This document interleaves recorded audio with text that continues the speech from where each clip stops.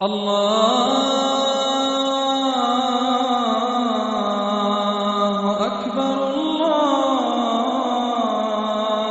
أكبر الله أكبر الله أكبر.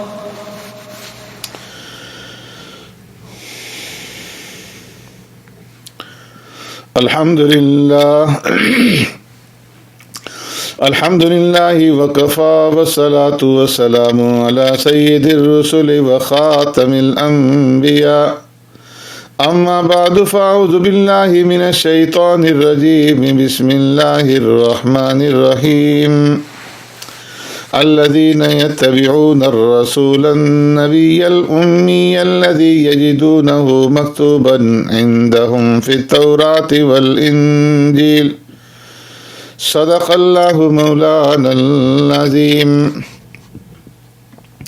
معزز سامعین و ناظرین، سورہ اعراف میں اس آیت کریمہ کے اندر اللہ تبارک و تعالی نے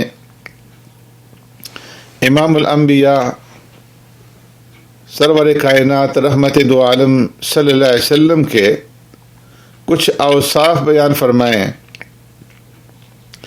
پہلی صفت یہ کہ آپ صلی اللہ علیہ وسلم اللہ کے رسول ہیں. رسول ایسے پیغمبر کو کہتے ہیں کہ جو نئی شریعت لے کر کے آئے. اور دوسری صفت یہ کہ آپ نبی ہیں صلی اللہ علیہ وسلم. اور تیسری صفت آپ صلی اللہ علیہ وسلم کے امی ہونے کی ہے. چوتھی صفت یہ کہ آپ صلی اللہ علیہ وسلم کا تذکرہ تورات اور انجیل میں ہے.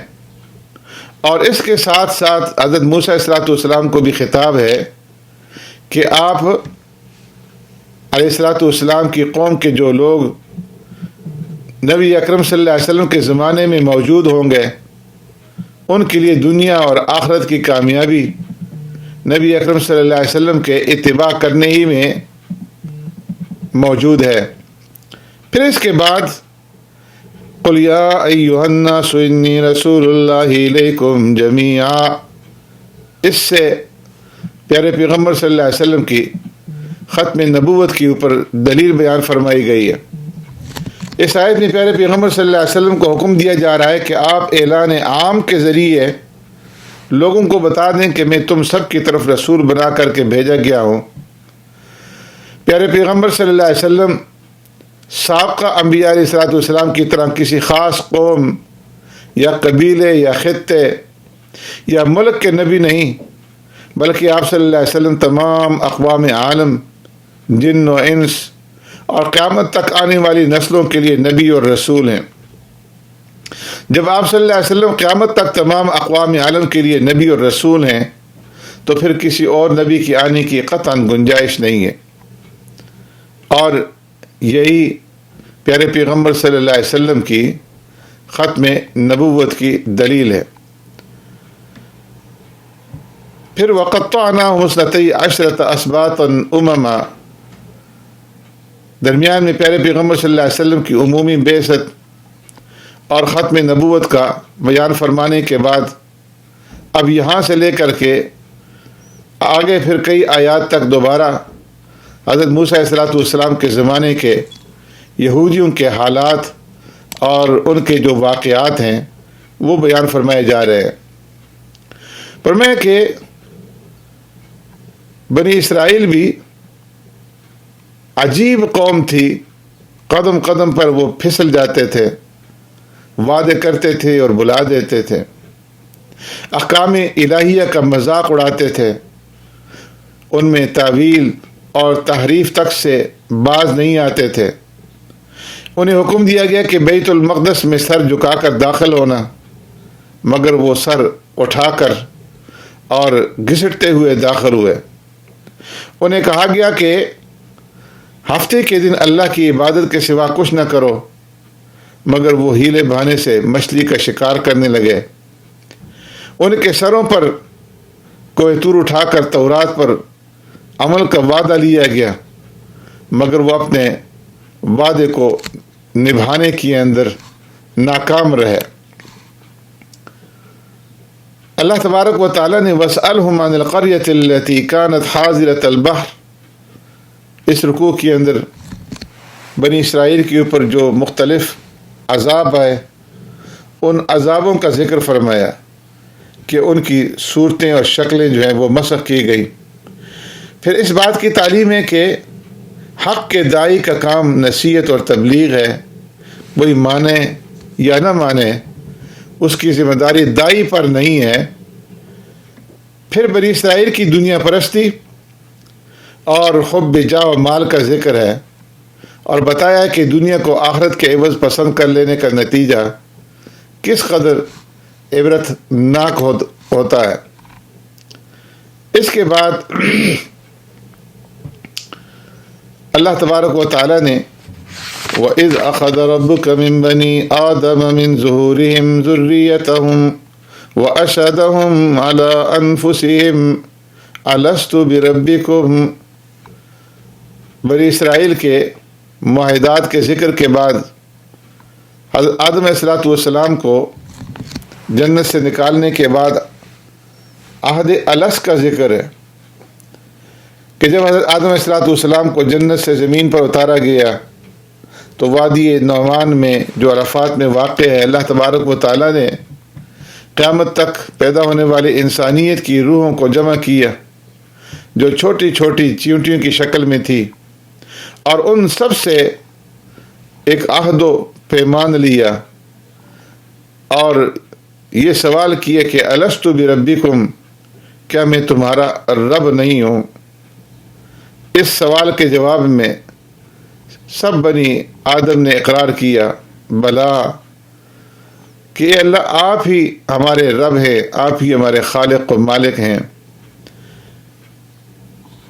اس عہد الس کے بعد پھر آگے وَاتْلُ عَلَيْهِمْ نَبَأَ الَّذِي آتَيْنَاهُ آيَاتِنَا فَانْسَلَخَ مِنْهَا فَأَتْبَعَهُ الشَّيْطَانُ فَكَانَ مِنَ الْغَاوِينَ. یہاں سے فرمایا کہ جب موسیٰ علیہ السلام کو حکم ہوا کہ قوم جبارین سے جہاد کریں تو جبارین نے بلعم بن باعورا سے درخواست کی کہ موسیٰ علیہ السلام اور بنی اسرائیل کے لیے بد دعا کریں کہ وہ واپس ہو جائیں.